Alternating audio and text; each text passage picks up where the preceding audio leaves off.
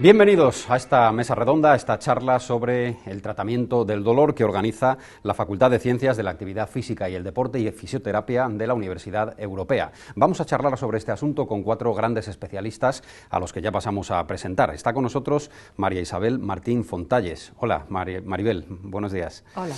Ella es médico, es catedrática por la Universidad Rey Juan Carlos y es profesora del Máster de Terapia Manual Ortopédica en Tratamiento del Dolor de la Universidad Europea. Bienvenida a este coloquio. Está también con nosotros Carlos Goicoechea García. Hola, Carlos. ¿Qué tal? ¿Cómo estás? ¿Cómo estás? Biólogo, catedrático por la Universidad Rey Juan Carlos también y profesor del Máster de Terapia Manual Ortopédica en Tratamiento del Dolor de la Universidad Europea también. Bienvenido también a esta charla. Alexandra Alonso Sal. Hola, Alexandra. Hola, ¿qué tal? ¿Cómo estás? Fisioterapeuta, licenciada en Actividad Física y del Deporte, profesora de la Universidad Europea del Máster de Terapia Manual Ortopédica y Tratamiento del Dolor y además cofundadora de One Life, un centro especializado en el tratamiento del dolor. Así que muchas gracias por estar también con nosotros. Y por último nos acompaña Juan Montaño. Hola, Juan. Buenas. Bienvenido. Gracias. Fisioterapeuta, profesor de la Universidad Europea también, efectivamente, como los demás, en el Máster de Terapia Manual Ortopédica en Tratamiento del Dolor. Así que tenéis una clave y una constante común. Todos os dedicáis al tratamiento del dolor, que es el objetivo de esta mesa redonda de hoy. Voy a empezar por una primera pregunta común para todos. ¿Cómo definiríais, Maribel, el dolor? ¿Qué es el dolor? Si es que se puede definir. Es una pregunta muy difícil que ha dado lugar a muchísimas discusiones de grandes especialistas en todo el mundo. Al final, el dolor es una experiencia personal y, por lo tanto, casi imposible de definir. Para una persona que nunca hubiera sentido dolor es imposible explicarle qué es lo que se siente, porque es una sensación. Es muy subjetivo y a mí la definición que más me gusta es la más simple de todas. Dolor es aquello que uno dice que le duele. Para mí es la mejor definición porque casi todos tenemos experiencia del dolor, entonces sabemos de qué estamos hablando. De esta primera respuesta nace una pregunta automática. ¿Es posible vivir sin dolor? ¿Puede haber alguna experiencia como la que has dicho antes de alguien que no ha sentido dolor nunca? Eso es imposible realmente, ¿no? Fisiológicamente sí, en una persona sin ningún problema sí, es imposible, pero es cierto que hay algunas mutaciones genéticas que hacen que algunos individuos, no podemos llamarles pacientes, porque en realidad son personas normales con una genética un poquito diferente de la mayoría. Entonces, algunas personas tienen algunas alteraciones génicas que hacen que no sientan dolor y eso es un problema gravísimo. Cuando decimos que no queremos sentir dolor no sabemos lo que estamos diciendo. El dolor es nuestro amigo, nuestro ayudante y nuestro protector. Entonces, si no se siente dolor, uno no previene ningún daño externo y entonces por esa razón es importante sentirlo. Carlos, ¿cómo definirías el dolor en sentido genérico? Esta es la primera diapositiva que ponemos siempre cuando tenemos que hablar de dolor y es siempre la más difícil, como decía Maribel, de definir y de hablar de ella. Mira, el dolor yo intento que siempre se entienda que es una suma de cosas, ¿vale? Es decir, el dolor es una sensación, como decía Maribel, es un mecanismo de transmisión de una señal que nos avisa de que algo va mal, es una señal de alarma, por lo tanto es un mecanismo de defensa del organismo frente a algún peligro real o potencial, pero no es solamente una sensación, es la emoción asociada a esa sensación. Es decir, cuando nosotros sentimos dolor, sentimos una reacción física y sentimos una reacción emocional, y las dos juegan un papel muy importante a la hora de entender qué es el dolor. Por eso no hay dos dolores iguales. Hay tantos dolores como personas, porque la interpretación que haces tú de ese estímulo es completamente diferente. Y luego hay otra cosa muy, muy importante, y es que tenemos que diferenciar muy bien, luego si quieres entramos más en detalle, por supuesto, lo que es el dolor agudo de lo que llamamos el dolor crónico. Es decir, el estímulo doloroso que evita que te pinches o que te quemes cuando pones la mano en un horno es una cosa. El dolor que te acompaña todos los días cuando tienes una patología crónica que no se consigue curar, ese es otro dolor. Y entender que esos son dos dolores diferentes significa, y redundando un poco en lo que decía Maribel, que no podemos hablar de el dolor, sino de cada uno de los dolores que tiene cada uno de los pacientes en un momento determinado. No solo uno distinto para cada paciente, sino uno distinto para cada momento en cada paciente siente ese dolor, ¿no? Por supuesto. O sea que el catálogo es absolutamente infinito, ¿no? Alexandra, definición del dolor para ti, ya que sois profesionales que os dedicáis a ello de forma... Pues, en mi opinión, añadido a lo que han comentado mis compañeros, dos criterios un poco diferentes, ¿no? Por un lado, el dolor para mí siempre es real, ¿no? Es lo que el paciente te comunica y en muchas ocasiones en la consulta, en el día a día, tendemos a veces, ¿no?, a cuestionar un poco si eso que el paciente nos cuenta realmente llega a ser real, ¿no? Probablemente por un error de concepto inicial, ¿no?, con la propia palabra o el significado que se le ha dado tradicionalmente a esto, ¿no?, y por falta de información a veces a la sociedad general, ¿no? Pero sin duda el dolor es una experiencia personal, propia de cada sujeto, y siempre les tenemos que creer, ¿no?, de base. Es decir, cuando nos ponemos a juzgar o a cuestionar lo que ese paciente nos transmite, va a ser muy difícil poderle ayudar en consulta. Así que, bajo mi punto de vista, o el mayor aprendizaje que yo he podido sacar estos años, de los expertos y de los profesionales que investigan en ello, es tratar de creer al paciente desde el minuto uno, y desde su propia experiencia, tal como lo comunica, intentar ir de la mano con él para ayudarle, ¿no? Te hago también una repregunta, una pequeña repregunta en relación a lo que has definido como dolor. ¿Es habitual que el paciente manifieste situaciones que realmente no está experimentando? Es decir, que pueda simular el dolor o decir que lo está sintiendo, y incluso creer que lo está sintiendo y en realidad ser una cosa muy distinta.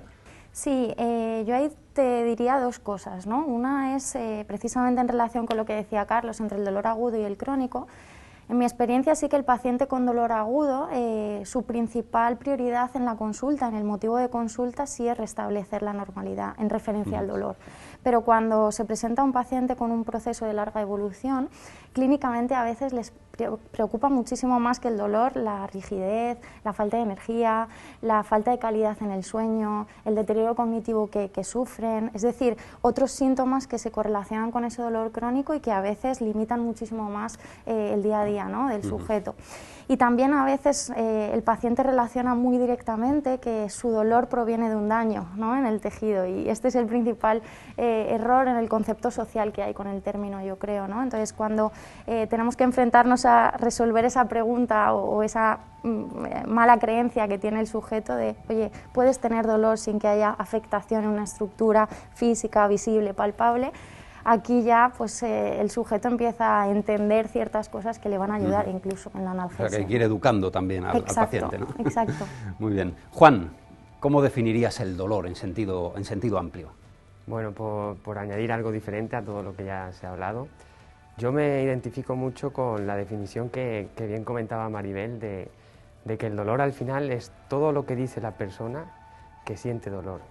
Eso le da realidad, ¿no?, a la experiencia dolorosa, porque muchas veces ha sido puesta en duda en muchos pacientes, ¿no? A muchos pacientes se le ha insinuado que su dolor puede ser mental, que puede ser simulado, que puede ser fruto de la mente, y hemos confundido mucho a los pacientes con ese tipo de mensajes, ¿no?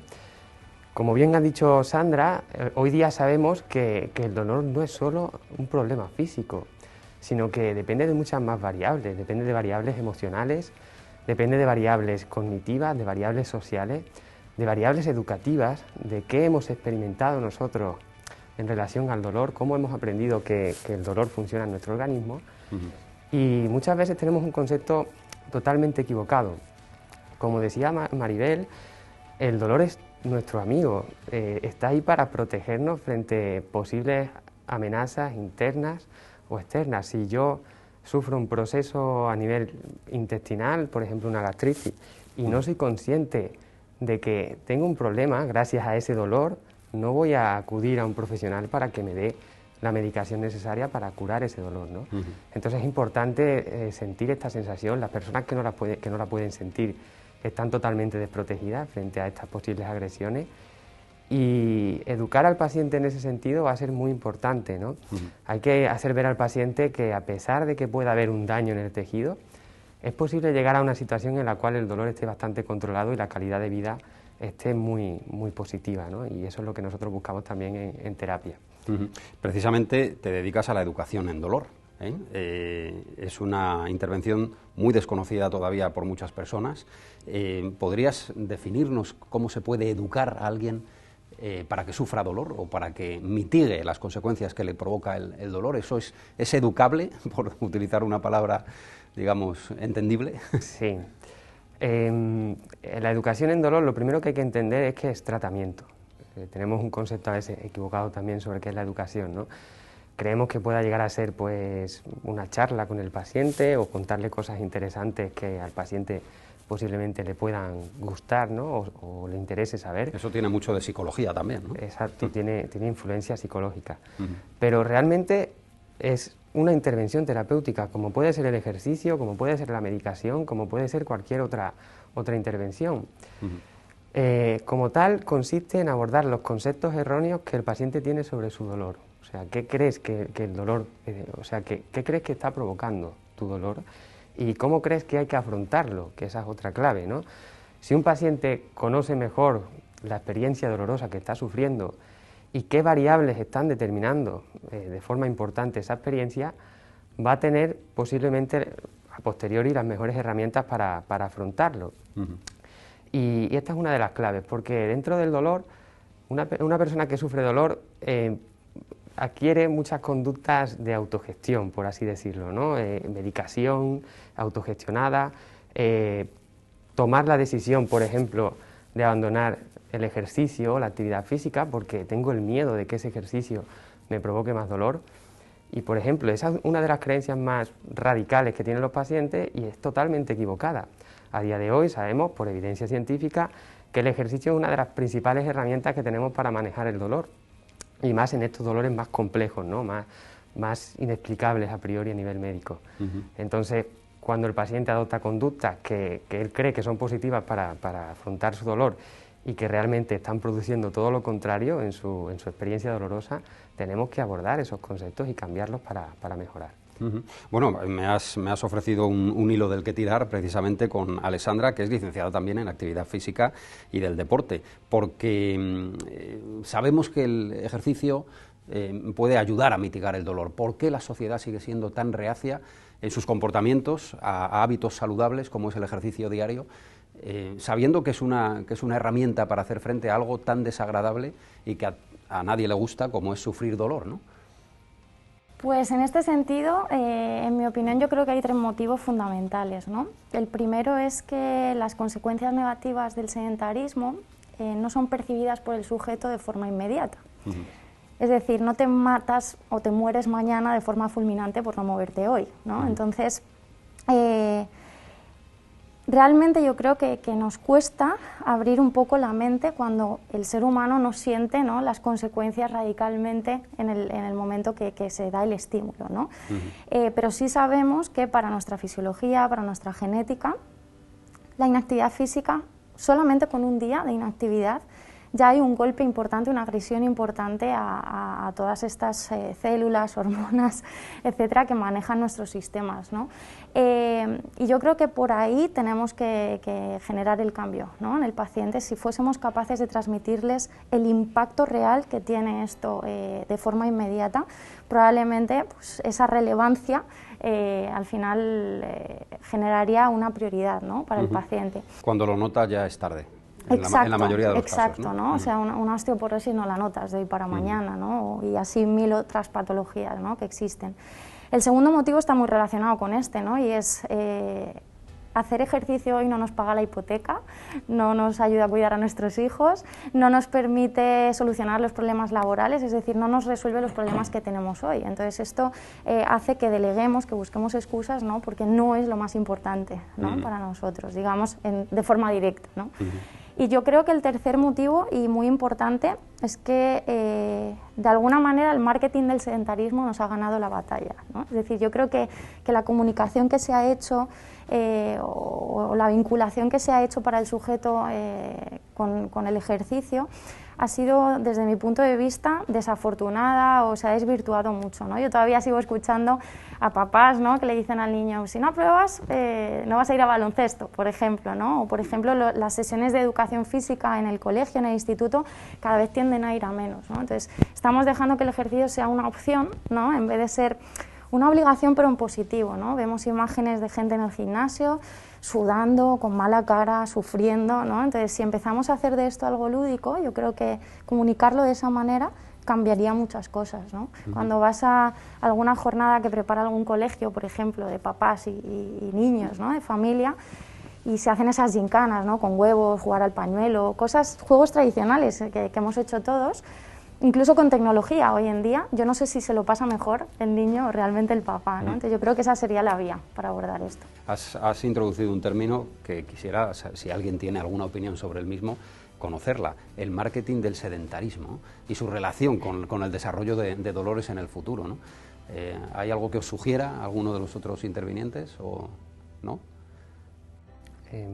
Bueno, el sedentarismo está claro que está vinculado para cualquier persona a poder desarrollar un dolor en un futuro, y en caso de que una persona presente dolor, que ese dolor se cronifique, una lesión que pueda ser totalmente controlable. En una persona de base sedentaria, el dolor puede ser que se empeore y que permanezca en el tiempo, ¿no?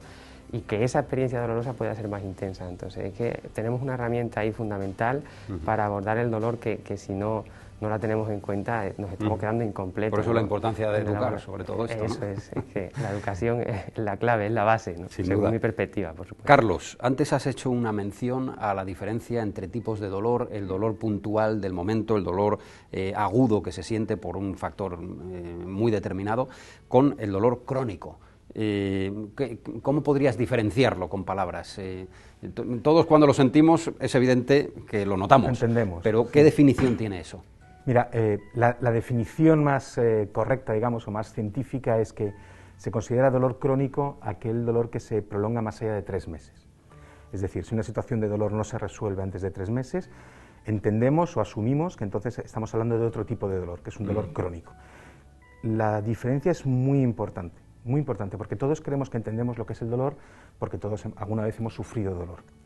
Pero el dolor agudo, el dolor que sientes cuando te dan una patada, cuando te quemas porque tocas algo caliente, cuando te pinchas, ese dolor, que tiene esa función de protección de la que hablábamos antes, tiene unas características fisiológicas muy concretas. Es decir, es una señal que se detecta, se transmite, llega al cerebro y el cerebro la integra. El dolor crónico, cuando ese estímulo doloroso se mantiene en el tiempo, imagínate una artrosis o una artritis reumatoide, tienes una rodilla que está doliendo y que está constantemente mandando información al cerebro, constantemente, pam, pam, pam, pam. Eso produce una serie de cambios adaptativos en todo el sistema nervioso que hace que no tenga nada que ver lo que siente el paciente que tiene un dolor crónico con lo que siente un paciente que siente un dolor agudo, una persona que tiene un dolor agudo. Las diferencias se producen a todos los niveles: a nivel de las neuronas que transmiten la información, a nivel de los centros que integran esa información dolorosa en el cerebro, y a nivel de cómo la persona se enfrenta a ese dolor. Y eso lo entendemos muy bien si pensamos en que tienes una quemadura, ¿vale? Si tú te pinchas el brazo cuando en una situación normal, te duele. Si te has quemado el brazo porque has estado al sol, por ejemplo, y te pinchas ese brazo cuando has estado al sol, el dolor es mucho mayor. Es el mismo estímulo, pero lo sientes de forma mucho más importante. Aunque el sistema es el mismo, aunque los actores son los mismos, la interpretación es completamente diferente. Entonces, es muy fácil entender el dolor agudo porque todos, más o menos, alguna vez nos han dado un golpe, nos hemos dado un pellizco y sabemos lo que es ese dolor agudo. El dolor crónico solo lo entienden las personas que tienen dolor crónico, porque esos cambios, que era lo que decía Maribel al principio, son únicos, son de cada una de las personas. Y en esos cambios, como también decía Juan, intervienen tantos aspectos, tantos factores diferentes, que pensar que tú sabes de dolor porque una vez te dieron una patada jugando al fútbol es un error muy grande. El dolor es mucho más que eso y es muy distinto de lo que uno puede pensar cuando piensa en el dolor. Y lo es, imagínate, entra en internet y escribe dolor en un buscador y le das a imágenes. Y todo lo que te sale es gente así, manifestando situaciones de dolor agudo, con las que puedes empatizar, digamos, fácilmente. Pero tú ves un paciente con dolor crónico y no tiene una cara, un rictus constante de dolor. Le está doliendo, tiene dolor, pero no se manifiesta. Y eso hace que muchas veces pensemos que el dolor, lo que decíamos, ¿no? Estás exagerando, no te duele tanto. No, pero mírate, si no vas apretándote el bazo todo el rato. No, claro. Es que el dolor cuando se cronifica también se vive de forma diferente y los pacientes tienen que seguir viviendo. Decía Alessandra hace un rato, nadie se muere de dolor. Y como no te mueres de dolor, porque el dolor no te mata, te puedes matar porque no aguantes el dolor, ¿vale? Pero no te mueres de dolor, tienes que vivir con él. Y los pacientes con dolor crónico aprenden a vivir con él, lo cual no significa que no lo pasen, lo cual no significa que cuando los ves por la calle caminando no estén pasándolo muy mal, pero no están manifestando físicamente ese dolor todo el rato. Y eso es un problema, sobre todo a la hora de entenderlo. Sin embargo, sí existe la expresión muerto de dolor, ¿no? Claro, esa expresión es muy común en la sociedad. Una duda que tal vez sea la duda del profundo desconocedor de todo esto, pero Maribel, antes decías, el dolor es un amigo. ¿Cómo, es algo que te ayuda, es un aliado tuyo, ¿no? ¿Cómo es posible esto y cómo se lo explicamos a quien está padeciendo eso que a los ojos de cualquiera que no tiene vuestros conocimientos es un enemigo total, vamos? Bueno, lo primero no hay más que pensar... ¿Por qué es un amigo? ¿Por qué? Pues lo que te decía, lo primero no hay más que pensar cómo sería nuestra vida sin nada de dolor. Imagínate que te rompes un hueso y continúas caminando. Todos los tejidos de alrededor se van a destrozar si tú no sientes dolor y ese dolor te obliga a parar. Aquí no estoy haciendo ninguna ayuda al sedentarismo, pero el papel del dolor agudo muchas veces es hacer que el individuo pare y proteja. O sea, nosotros nos quemamos y nos quemamos un dedo y no lo chupamos, que es una manera de protegerlo, por ejemplo. Nos damos un golpe y nos llevamos la mano, protegemos la zona. Es decir, que evita daños peores todavía, ¿no? Y claro, evita que los daños vayan a más durante un tiempo. Entonces, ese dolor es muy necesario, obviamente. Si yo tengo, poniéndonos dramáticos, un cáncer de estómago y no me duele, me muero, porque nada me avisó. Entonces es muy importante que nos avise el dolor. Ese aviso es fundamental. El problema es cuando ese aviso ya no es necesario. Entonces yo no sé, es como, pensemos, si llaman a la puerta, muy bien que suene el timbre, pero si se quedara prendido todo el rato, sería horrible, ¿verdad? Simplemente algo tan sencillo como eso. Pues esto es lo mismo, o sea, recibí el aviso, estupendo, sé que tengo que abrir la puerta, sé que tengo que proteger, sé que tengo que hacer algo, vale, pues que me deje de doler porque ya no me hace falta el dolor. Y además, a partir de ese momento, empezarán a suceder los cambios que comentaba Carlos, fenómenos adaptativos de todo el organismo a ese dolor que van a ir cambiándolo y que van a cambiar su sensación, volviendo al timbre.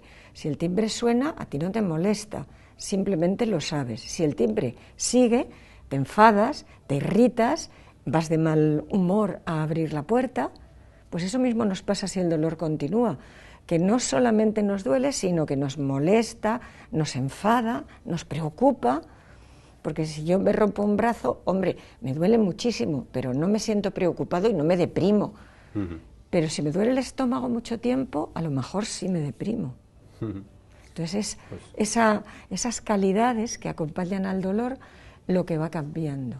Pues una magnífica explicación a mi duda, que seguramente será la de muchos de quienes nos ven.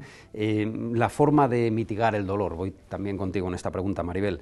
Existe un problema real en vuestra especialidad y es la automedicación con analgésicos. ¿Cómo se puede evitar esto, si es que se puede evitar? En la conciencia de cada uno está rápidamente ir al cajón de las medicinas y buscar algo que mitigue el dolor que estoy sintiendo. Exactamente. Ahí entraríamos en la educación del paciente de una manera radical. Pues luego iremos con Juan también. Es importantísimo, porque los analgésicos, yo diría que los dividiría en dos partes. Uno, que utilizan siempre o casi siempre los profesionales, y otros que son incluso de libre dispensación en la farmacia. Los que yo llamo de botiquín, los que uno tiene en su casa, los que las mujeres llevamos en el bolso con muchísima frecuencia. Eso, si alguien aquí ahora dijera, me duele la cabeza, seguro que algunos somos capaces de decir, espera que te doy. Esto que eso no está hace falta decir nombres, pero horriblemente sabemos todos cuáles son. mal hecho. No, los nombres se pueden decir porque son nombres comunes para todos y que salen en todas partes, no hay problema. Había dicho así porque pueden ser muchas opciones. Entonces, el intentar tratar el dolor, primero es absolutamente humano, porque a nadie le gusta que le duela, ni agudo, ni crónico, ni nada. Y luego, algunos dolores tampoco hay que dramatizar, no pasa nada. Cuando conocemos la causa, o sea, si yo sé que me he dado un golpe, si yo sé que tengo una artrosis, si yo sé que ese tratamiento me lo han puesto anteriormente, lo puedo utilizar. Entonces, hay una automedicación con la que hay que ser tolerante y aceptarla y formar al paciente para que sea capaz de manejar determinados fármacos de una manera razonable. Eso es muy importante. No hay que demonizarlo. Yo no voy a decir que cada vez que a uno se da un golpe tenga que salir corriendo a un centro de urgencia para que le digan que se tome un antiinflamatorio o un pequeño analgésico. Eso se puede manejar con conocimiento. Es que para mí, de todo lo que estamos hablando, la educación es uno de los puntos más importantes. Entonces, el problema es que muchas veces falta esa educación y tenemos muy a mano esos analgésicos pequeñitos, entre comillas, pero extremadamente peligrosos si se manejan mal. Entonces, el conocimiento puede hacer que la automedicación sea correcta, beneficiosa y muy útil. Con falta de conocimiento, pues a lo mejor consumes el analgésico contraindicado para tu situación, y nuestras situaciones no son las mismas todo el tiempo. O sea, algo que te hayan indicado hace 4 años, a lo mejor ahora ya no vale. Entonces, saber de esos cambios, saber de esas modificaciones, es lo que nos puede ayudar a hacer una correcta automedicación. A mí no me gusta la automedicación en general, pero para determinadas cosas, como algunos dolores no graves, de causa conocida, previamente diagnosticados, me parece correcta, perfectamente. O sea, no hay que ser talibanes con ese tipo de cosas. Vamos a preguntarle a Juan cómo se puede contribuir a mejorar esa educación sobre la automedicación. Desde la perspectiva de la automedicación, ahí yo, al ser fisioterapeuta, pues no puedo dar ciertas pautas porque no tengo el conocimiento profundo de una persona que sea especialista en ello, ¿no? Sí que es verdad que yo lo que promuevo siempre con mis pacientes es que tengan a esa persona de referencia para gestionar esas situaciones de medicación o automedicación. De hecho, nosotros, yo soy profesional también del Centro One Life y trabajamos en equipo multidisciplinar. Entonces tengo a la mano siempre a mi médico, ¿no?, para poder gestionar esa situación al paciente. Realmente nosotros desde la educación trabajamos con el paciente el concepto erróneo principal que ya hemos mencionado en muchas ocasiones, es lo principal que se trabaja, entre otras muchas cosas, ¿no?, que es desvincular el dolor siempre relacionado con un problema físico y esa cantidad de dolor relacionada con la cantidad de daño, ¿no? Cuando un paciente siente dolor, en función de que ese dolor sea más o menos intenso, piensa que la lesión que tiene, porque es lo primero que piensa, puede ser más o menos grave, ¿no? Y en función de esa mayor o menor gravedad de percepción en el paciente, va a afectarle emocionalmente en forma más intensa o menos intensa, ¿no? Se va a asustar, en definitiva, más o menos, y eso va a tender a tener unas repercusiones cognitivas, ¿no?, pensamientos e interpretaciones que yo hago de ese dolor, ¿no?, y de lo que pueda estar pasando ahí, expectativas, ¿no?, este dolor que es tan grave, que llevo con él 3 meses, ¿tendrá cura? ¿Tendrá posibilidad de cambiar? ¿Voy a tener dolor para toda la vida? Con toda la influencia emocional que eso tiene. Y de conducta, ¿qué tengo yo que hacer para cambiar este dolor? ¿Me tengo que quedar sentado? Si no, el dolor va a ir a más, mi lesión va a empeorar. Totalmente contrario a lo que se debe hacer. Tengo que medicarme de forma crónica, tomar farmacología de forma crónica para siempre, ¿no?, porque mi dolor va a estar ahí, con los efectos secundarios que ello puede conllevar, ¿no?, si no es bien gestionada. Tengo que dejar de hacer mis actividades sociales porque no aguanto ya estar 2 horas en un restaurante con mi familia, con lo que me gusta y me motiva, no aguanto porque me ven la cara de queja, me fatigo, ya empiezan a insinuarme lo de siempre, que soy el quejica, que siempre no estoy para este tipo de situaciones, etcétera, etcétera, con toda la repercusión emocional que ello también tiene, ¿no? Al final se va haciendo ahí una pelota, un círculo vicioso, que hace que el paciente cada vez menos pueda salir de la situación dolorosa.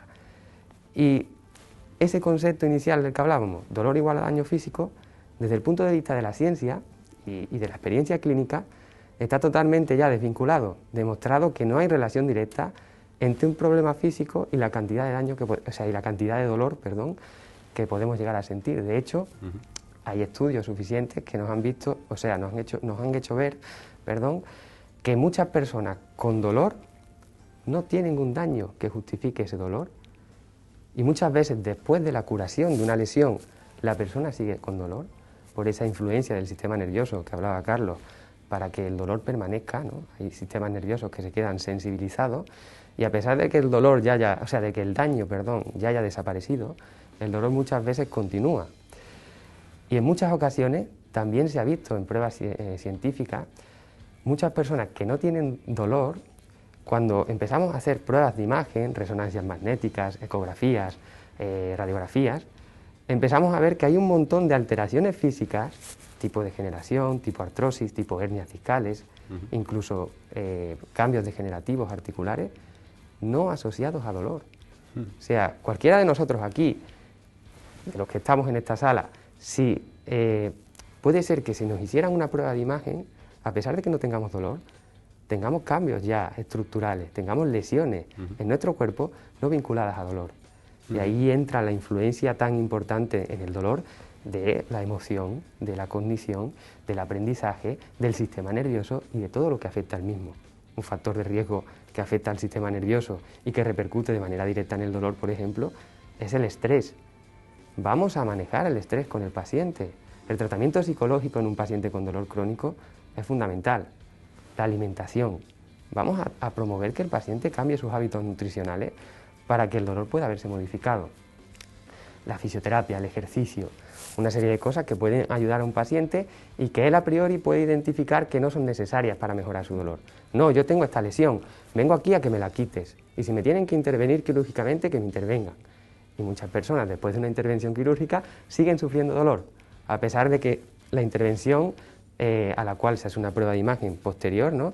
Y el médico te dice, la intervención ha salido de 10, la imagen es perfecta, no entiendo cómo sigues teniendo dolor, por esas influencias de las que hemos hablado, ¿no? Entonces, todo eso un paciente lo tiene que saber, porque en el momento en el que sientes dolor, amenaza. ¿Qué pasa? Esto va a ir a peor, va a empeorar, tengo una lesión degenerativa, cada vez que la lesión vaya peor, yo voy a sentirme peor, y no tiene nada que ver con la realidad. Interesante esta parte del dolor sin una causa médica, podemos decir, y la ausencia de dolor pese a que haya causas para tenerlo. No sé, Carlos, si aquí ves algo más en lo que profundizar, ¿no? Sí, tenemos una amiga que siempre me dice, todo es química, todo es química. Y es verdad que todo es química. Al final lo que somos células, neurotransmisores, hormonas, receptores, que trabajan para intentar que nosotros como organismo, como cuerpo, tengamos una función y una vida, ¿no? No somos capaces de localizar dónde está el daño, no somos capaces de saber que hay una lesión, pero algo hay. Es decir, si el cuerpo está bien, no sentimos dolor. Sentimos dolor porque hay algo que no está funcionando. Eso puede ser algo evidente y visible como un traumatismo, o puede ser algún cambio en las estructuras superiores del sistema nervioso central, en núcleos cerebrales que no están funcionando como debieran. Nosotros creemos que somos nuestro cerebro, pero nosotros no somos nuestro cerebro. Nuestro cerebro nos hace ser de una manera determinada, y nuestro cerebro puede jugar mucho con nosotros. Nuestro cerebro, por esos cambios químicos y esas alteraciones de neuronas y de neurotransmisores que decimos, nos puede hacer sentir cosas que no sentimos. Existe, yo creo que es suficientemente conocido, pero bueno, lo que llamamos el dolor de miembro fantasma. Después de una amputación, hay personas que siguen teniendo dolor en la mano que no existe. No existe la mano, no existe el dedo, no existe la uña. Tus ojos ven que no existe la mano. tu cerebro te dice que te está doliendo la mano. El cerebro modula la información que tú recibes y decide, en ciertas medidas, cómo te vas a comportar con respecto a esas emociones, ¿no? Es muy importante entender que el hecho de que no veamos una cosa no significa que no exista. Nuestro cerebro puede jugar con ese tipo de experiencias y puede convertirlas prácticamente en lo que él le dé la gana. No tenemos que fijarnos solamente o fiarnos solamente de lo que vemos, también de lo que vamos entendiendo. Estamos aprendiendo mucho sobre la fisiología del dolor. El dolor viene en todos los libros de medicina como una señal de alarma, como un síntoma de que algo va mal. Pero el dolor, refiriéndonos a este dolor crónico del que hablamos antes, es una enfermedad. El dolor en sí mismo es una alteración de un sistema, que es el sistema nociceptivo, el sistema que transmite el dolor, de la misma manera que una artrosis es una alteración del sistema musculoesquelético. Entonces, esa alteración del sistema nervioso nociceptivo, esa enfermedad, se tiene que entender ya no como una señal de alarma, sino como algo que hay que tratar específicamente. Hay algo que está dañado, aunque no seamos capaces de verlo. Y vamos a volver al ejercicio físico por un momento. Alexandra, ¿cómo puede ayudar el ejercicio? ¿De qué manera? ¿Con qué ventajas, con qué beneficios a las personas que sufren dolor? Pues la verdad que está muy vinculado con lo que comentaba ahora Carlos, ¿no? En concreto el ejercicio, yo siempre digo que es una de las medicinas más transformadoras, ¿no? Simplemente por el hecho de que es capaz de intervenir en 3 sistemas importantísimos en las personas, sobre todo que sufren dolor, de forma conjunta, ¿no? Es decir, hay 3 elementos: el sistema nervioso, el sistema inmunológico y también el sistema neuroendocrino, que se retroalimentan en aquellos pacientes que sufren dolor, ¿no? Es decir, un paciente con una vivencia importante, sobre todo si es crónica, ¿no? en ese proceso de dolor, tiene alterados o desadaptados estos 3 sistemas. Empezó por un sitio y al final llegaron a los otros 2, ¿no? No siempre empieza por el mismo lado, ¿no? Pero sí está claro que vemos que hay un funcionamiento desacondicionado, ¿no? de estos sistemas. A nivel del sistema nervioso, el ejercicio nos permite de forma inmediata y también a medio y largo plazo, siempre y cuando la frecuencia, la intensidad, el volumen sea lo suficientemente adecuado, es decir, el ejercicio tiene que estar bien prescrito, ¿no? Y por eso a veces las respuestas no son las esperadas en los pacientes, nos permite que se liberen ciertos neurotransmisores positivos, ¿no? Yo siempre les llamo las células de la alegría o la aspirina para el paciente, ¿no? O ese momento reset del día, ¿no? Luego, a nivel del sistema inmunológico también hay otras que son los soldados de guerra, ¿no? Para combatir el mal, principalmente pues hablamos de linfocitos, interleuquinas, es decir, nombres que quizás el paciente no tenga tanto interés, ¿no? Pero cuando les explicas todo el proceso, entienden por qué se tienen que mover, ¿no? Entonces este es el objetivo principal en la consulta. Y por último, el sistema neuroendocrino, ¿no? Hablaba antes Juan del estrés y quizás el cortisol, ¿no? Es una hormona más conocida en la población general, que está muy relacionada con estos desajustes, ¿no? Y el ejercicio sí que consigue revolucionar mucho esta hormona para tratar de regularla, tanto de forma inmediata como en el largo plazo, ¿no? Con el paciente. ¿Por qué hay tantos analgésicos diferentes? Mucha gente lo piensa así. Porque no tenemos el analgésico, porque no tenemos el dolor. O sea, yo creo que mis compañeros han hablado ya, no hay un dolor, hay muchos dolores. O sea, es imposible que haya uno para todo, ¿no? Es imposible, vamos, de momento, es imposible. A ver, puede haber uno para todo, pero entonces nos quitaría cualquier sensación. Un paciente anestesiado no siente dolor ni nada. Entonces eso no nos sirve, porque nosotros queremos quitar el dolor manteniendo una calidad de vida, una serie de sensaciones, una capacidad de relación. Entonces, si un analgésico, que los hay, es lo bastante potente para deprimir el sistema nervioso, donde al final está todo, lo suficiente, yo ya no siento dolor, pero a lo mejor no siento dolor ni ninguna otra cosa. Entonces a nadie le interesa estar así. Luego, el problema es que no tenemos analgésicos capaces de quitar cualquier tipo de dolor. Entonces, muchos dolores no son tratables directamente. En lo que hemos ido hablando, yo creo que ya se ha visto que muchas veces a lo que tenemos que llegar los sanitarios, los médicos, los fisioterapeutas, quien sea, es a mejorar la calidad de vida. Quitar el dolor del todo a veces es muy difícil. ¿Qué se deriva de esto? Se deriva de que como sigo teniendo dolores que no puedo tratar, se sigue investigando en nuevos medicamentos que puedan tratar esos dolores resistentes. Entonces cada vez hay más medicamentos diferentes, bien manejados, combinados, conseguimos cosas estupendas, pero a veces no conseguimos quitar todo el dolor, solo manejarlo en parte. Bueno, pues vamos a ir llegando ya al final. Os agradecemos mucho haber participado en la mesa redonda, esta mesa redonda sobre el tratamiento del dolor que ha organizado la Facultad de Ciencias de la Actividad Física y del Deporte y de Fisioterapia de la Universidad Europea. Hay muchos conceptos que han quedado claros, otros seguramente los que no entendemos de esto pues aún seguiremos teniendo dudas al respecto, pero muchas han quedado aclaradas. Así que Maribel, Carlos, Alexandra y Juan, gracias por haber estado con nosotros y hasta una próxima ocasión. Gracias. Gracias a todos.